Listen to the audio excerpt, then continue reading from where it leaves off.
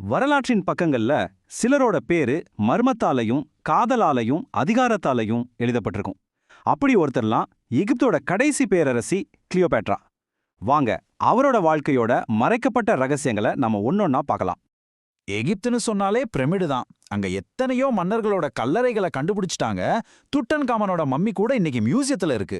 ஆனா கிளியோபேட்ராவோட கல்லறை மட்டும் எங்க? இந்த கேள்விதான் நம்மளோட இந்த தேடலுக்கு ஆரம்ப புள்ளி. முதல்ல கிளியோபேட்ராவோட வாழ்க்கையில இருக்கிற புதிர்களை பத்தி பார்ப்போம். அவங்கள வெறும் ஒரு ராணின்னு சொல்றதை விட ஒரு மர்மங்களோட தொகுப்புன்னே சொல்லலாம். நாம நினைக்கிற மாதிரி எகிப்தோட வரலாறு வெறும் பிரமிடுகளோடையோ மம்மிகளோடையோ முடியறதில்ல. அங்க வாழ்ந்த ஒவ்வொரு ஆட்சியாளரோட வாழ்க்கையிலையும் இன்னைக்கு வரைக்கும் கண்டுபிடிக்க முடியாத பல ரகசியங்கள் புதைஞ்சு கிடக்கு. அதுல ரொம்ப முக்கியமானவங்க தான் கிளியோபேட்ரா. சரி, யாரு இந்த மர்ம ராணி? எப்படி இவ்வளவு சின்ன வயசுல ஒரு பெரிய சாம்ராஜ்யத்துக்கு ராணி ஆனாங்க? வாங்க அவங்களோட எழுச்சியை பத்தி முதல்ல பார்க்கலாம். நம்மள பல பேர் கிளியோபேட்ராவை ஒரு எகிப்திய ராணின்னு தான் நினைச்சிட்டு இருக்கோம். ஆனா உண்மை அது இல்ல. அவங்க மாவீரன் அலெக்சாண்டரோட தளபதி முதலாம் தாலமி நிறுவன கிரேக்க வம்சாவளியைச் சேர்ந்தவங்க. அவங்க எகிப்த ஆண்டாலும் அவங்க ரத்தத்துல ஓடுனது கிரேக்க மரபுதான்.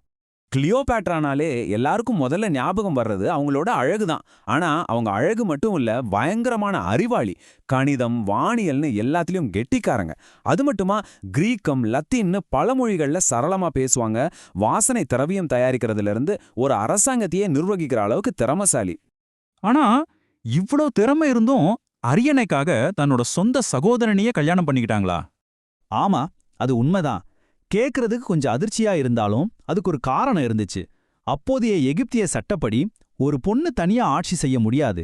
அதனால தன்னோட 18 வயசுல அரியணை ஏறுறதுக்காக தன் தம்பியையே கல்யாணம் செஞ்சுக்க வேண்டிய கட்டாயம் அவங்களுக்கு ஏற்பட்டிருக்கு.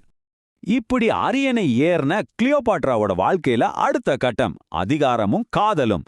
இதுக்காக அவங்க ரோம் சாம்ராஜ்யத்தோட கைகோர்த்தாங்க. வாங்க அந்த அத்தியாயத்துக்குள்ள போலாம். கிளியோபேட்ராவோட திறமையும் மக்கள் மத்தியில அவங்களுக்கு இருந்த செல்வாக்கையும் பார்த்து அவங்க கூட பிறந்த தம்பி 13ஆம் தாலமிக்கு பொறாம வந்துருச்சு. அதனால அவங்கள எகிப்தை விட்டு சிரியாவுக்கு நாடு கடத்திட்டான். ஆனா கிளியோபேட்ரா இதோட விட்டுடல. நாடு கடத்தப்பட்டாலும் அவங்க தைரியமா ஒரு முடிவெடுத்தாங்க. தன்னோட ராஜ்யத்தை மீட்க அப்ப உலகத்திலேயே பெரிய சக்தியா இருந்த ரோம் மன்னர் ஜூலியஸ் சீசர் கிட்ட உதவி கேட்க போனாங்க. அவங்க திட்டம் ஜெயிச்சது. சீசரோட உதவியோட தன் தம்பியை தோற்கடிச்சு மறுபடியும் எஜிப்துக்கு ராணி ஆனாங்க. அந்த போர்ல அவங்க தம்பி நைல் நதியில மூழ்கி இறந்துட்டான். இதுக்கு நடுவுல சீசருக்கும் கிளியோபட்ராவுக்கும் சிசேரியன்னு ஒரு மகனும் பிறந்தான். எல்லாம் நல்லா போயிட்டு இருந்தப்போ ஒரு பெரிய அதிர்ச்சி. ரோம்ல சீசரை சதி பண்ணி கொன்னுட்டாங்க. நிலைமை தலைகீழா மாறுச்சு. இனி இங்க இருந்தா தனக்கும் தன் மகனுக்கும் ஆபத்துன்னு புரிஞ்சுக்கிட்டு உடனே எகிப்துக்கு தப்பிச்சு வந்துட்டாங்க. எகிப்துக்கு திரும்பி வந்தாலும் ஒரு பாதுகாப்பு தேவைப்பட்டுச்சு. அப்போதான் அவங்க வாழ்க்கையில வராரு சீசரோட நெருங்கிய நண்பனும் ரோம் தளபதியுமான மார்க் ஆண்டனி. அவங்க 2 பேருக்கும் இடையில உருவான கூட்டணி வெறும் அரசியல் கூட்டணி மட்டும் இல்ல, அது காதலா மாறுச்சு. அவங்களுக்கு 3 குழந்தைகளும் பிறந்தாங்க. கிளியோபேட்ரா ஆண்டனியோட இந்த காதல் ரோம்ல ஒரு புது எதிரியை உருவாக்குச்சு. இந்த எதிர்ப்பு தான் அவங்களோட வீழ்ச்சிக்கு காரணமான ஒரு பெரிய போருக்கு வழிவகுத்தது. வாங்க அந்த இறுதி போரை பத்தி பார்க்கலாம். அதே நேரத்துல ரோம்ல சீசரோட வளர்ப்பு மகன் ஆக்டேவியன் பெரிய சக்தியா வளர்ந்துட்டு இருந்தான். அவனுக்கு ஆண்டனியும் கிளியோபாட்ராவும் தன்னோட ஆட்சிக்கு ஒரு பெரிய ஆபத்தா தெரிஞ்சாங்க. இதனால கிமு 31ல ஆக்டேவியனுக்கும் கிளியோபாட்ரா ஆண்டனி படைக்கும் நடுவுல ஒரு பெரிய கடற்படை போர் நடந்துச்சு. அந்த போர்ல கிளியோபாட்ராவோட படைகள் படுதோல்வி அடைஞ்சது. ஆண்டனி மாட்டிக்கிட்டாரு. ஆனா கிளியோபாட்ரா எப்படியும் போர்க்களத்துல இருந்து தப்பிச்சு அலெக்சாண்ட்ரியாவுக்கு வந்துட்டாங்க. போர்ல தோத்து காதலனை இழந்து ராஜ்யத்தையே பறி கொடுத்த கிளியோபேட்ராவோட கதை இதோட முடியல.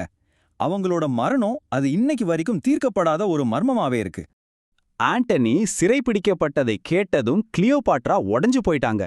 இனி வாழ்றதுல அர்த்தம் இல்லைன்னு முடிவு பண்ணி தான் தற்கொலை செஞ்சுக்க போறதா ஆண்டனிக்கு ஒரு கடிதம் அனுப்புனாங்க. இந்த ஒரு கடிதம் தான் கடைசி நிகழ்வுகளுக்கு ஆரம்ப புள்ளியா இருந்துச்சு. கிளியோபேட்ரா எப்படி இறந்தாங்கன்றதுல 2 விதமான கதைகள் இருக்கு. ஒரு கதை என்ன சொல்லுதுன்னா, ஆண்டனியோட ஏற்பட்ட ஒரு வாக்குவாதத்துல அவரால கொல்லப்பட்டு அதுக்கப்புறம் ஆண்டனியும் தற்கொலை செஞ்சுக்கிட்டாருன்னு சொல்லுது.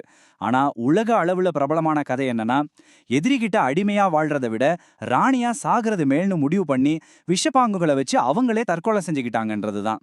இந்த 2 கதைகள்ல எது உண்மையா இருந்தாலும் 2த்துலயும் ஒரு பொதுவான விஷயம் இருக்கு. அது என்னன்னா, கிளியோபாட்ராவையும் ஆண்டனியையும் ஒரே இடத்துல தான் அடக்கம் செஞ்சாங்கன்றது தான். அவங்க காதல் மரணத்துக்கு பிறகும் ஒன்னா இருந்துச்சு. ஆனா இங்கதான் அசல் ட்விஸ்டே இருக்கு.